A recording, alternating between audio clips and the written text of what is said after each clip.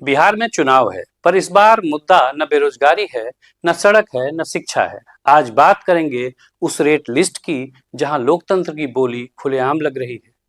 सीटों को महत्व के हिसाब से ऐसे बेचा जा रहा है जैसे बारकोड लगा हो, आप पेमेंट करें और टिकट ले जाएं। चुनाव में ऐसी मंडी खुलेआम पहले कभी नहीं सजी। बिहार इस तरह का पहला चुनाव पहली बार देख रहा है। नमस्कार, मैं हूं राजेश रंजन और आप देख रहे हैं द न्यूज स्कैन। हम आपको आज दो वीडियो दिखाएंगे।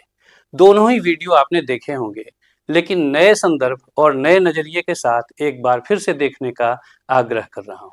ये पहला वीडियो है।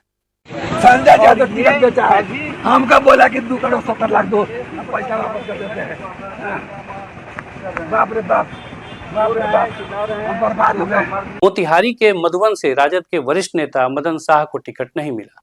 वे कहते हैं लालू जी ने खुद बुलाकर कहा था कि तुम्हारा टिकट पक्का है, जाओ फील्ड में काम करो। मदन ने यकीन किया, 2 बीघा जमीन बेच दी, रैली में बसें भेजी, पार्टी की हर पुकार पर एक पांव पर खड़े रहे।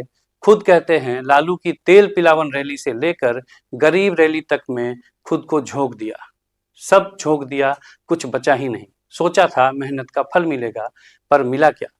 मदन कहते हैं उनसे 2 करोड़ 70 लाख रुपए टिकट के लिए मांगे गए, नहीं दे पाए तो टिकट किसी और को दे दिया गया। आरोप संजय यादव के नाम पर है। कहते हैं लोगों को दूह दूह कर टिकट दिया जा रहा है। अब यह सिर्फ एक शिकायत नहीं है, यह राजनीति में गिरते चरित्र का सवाल है। अब एक वीडियो और देखिए। राहुल जी चलाए वोट चोर, हम चला रहे हैं टिकट चोर। ये टिकट चोर सब जो है टिकट बेच के अंबानी अडानी बनना चाहता है। ये टिकट चोर है, करोड़ों करोड़ में टिकट बिक्री हुआ है, करोड़ों करोड़ में। इसके सूत्रधार कौन है? दोषी जो ये है, 3 उनके जो प्रभारी है, अल्लाह बरू साहब है, शकील अहमद खान है और राजेश राम है। ये तीनों बेंच पर बैठे टिकट बांटने वाले लोग हैं। और उसका मुखबिर जो है हमारे भाई साहब पप्पू यादव जी हैं। यह वीडियो पूर्णिया के कस्बा से अफाक आलम का है। अफाक 4 बार विधायक रहे हैं, मंत्री भी रहे हैं, कांग्रेस के भीतर एक पहचाना हुआ चेहरा है, कद्दावर नेता है। लेकिन इस बार पार्टी ने उन्हें टिकट नहीं दिया। अफाक कहते हैं कांग्रेस में टिकट खुलेआम बेचा जा रहा है। राहुल गांधी वोट चोरों की बात करते हैं, पर उनकी पार्टी टिकट चोरों से भरी है। ये बयान सिर्फ नाराजगी नहीं है, यह भीतर से सड़ चुकी उस राजनीति की गवाही है जहां विचारधारा की जगह अब रेट कार्ड ने ले ली है। लोकतंत्र का सबसे बड़ा संकट यह नहीं कि टिकट बिक रहे हैं, बल्कि यह है कि इतने गंभीर आरोपों के बाद भी एक रहस्यमय सन्नाटा है। चरित्र पर सवाल खुलेआम उठ रहे हैं और कोई जवाब नहीं आ रहा। न राजद सफाई दे रहा, न कांग्रेस। आरोप लोजपा पर भी खुलेआम लग रहे हैं।